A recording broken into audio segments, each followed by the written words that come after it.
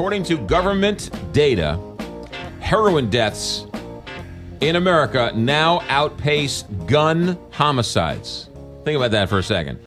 More people in this country die of a heroin overdose than die at the hands of guns. With all this talk about the heroin epidemic here in Missouri, we thought as a chance to tell the story again, and I don't think it can be told enough because we are headed for a disaster and nobody wants to talk about it. Here in studio with us is John Stuckey. Also with us here is Sunil Menzies, who helps run ARCHway. Welcome, Big 550 KTRS.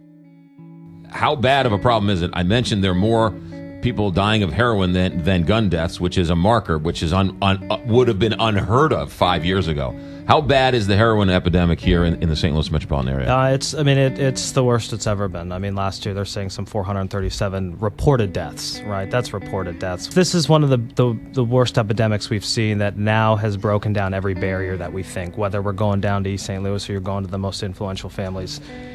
So there's not a zip code that isn't affected by this? No, and it's driven by price and availability. It's driven by the idea that we could go, I'm sure, half a mile from here, John, in any direction, and within a few minutes we could probably pick it up. There's a stigma to saying you're a heroin addict, especially when you're a young, vibrant kid from a very upper middle class, maybe upper, top tier family. You don't talk about heroin addiction, which is half the problem. Yeah, I mean, it's one of the reasons why you see a lot of people, dying in their basements. It's because they're not coming out and talking about it. The families, are too ashamed to come out and discuss it with others. The parents were lying to their friends. Correct. How their sons and daughters died because of the stigma of heroin. Correct. So you might know a friend who smokes marijuana, but you might not know a friend who's shooting heroin. Yes. Yeah. And eventually, their parents, their friends, their husband, wife, boyfriend, girlfriend, they stop supporting. They think it's a lost cause. They cut them off. They send them on their way, and that's where they end up. We go out to the community and we do these events, and no one publicly is talking about it. But then all of a sudden, as soon as the event's over, we start getting text messages, we start getting phone calls, we start getting emails. Donna Whiteley, you are a counselor, and you see young people from all walks of life. I do, and I find that's one of the things about ARCHway. They do the financial thing. They step up. They're not just talking about it, but also they show up. They show up in the emergency rooms. They show up in the ICU units when people are with their loved ones at the last minute.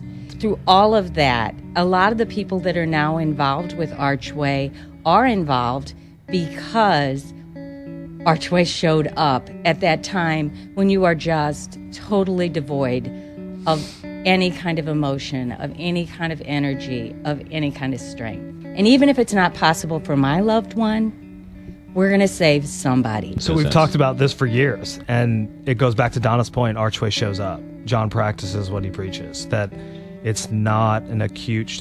This disease is not about using a drug.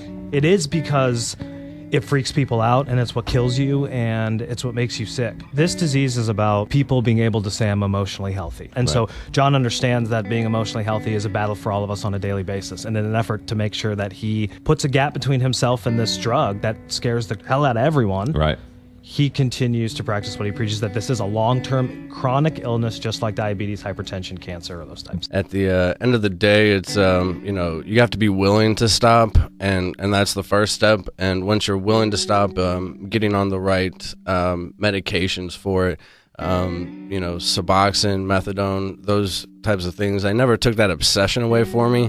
The door was always still open. I got on that Vivitrol shot, and it finally gave me a chance, at least, because it protected me and closed all those doors, that I could have a chance to have some clarity. People are always asking what they can do to assist ARCHway or help those struggling with addiction. For one, by making a financial contribution on their behalf, or get involved in some sort of outreach or community events that are going on. Also, educate yourself and the people around you on not only the disease of addiction, but resources and treatment centers that are available in your area.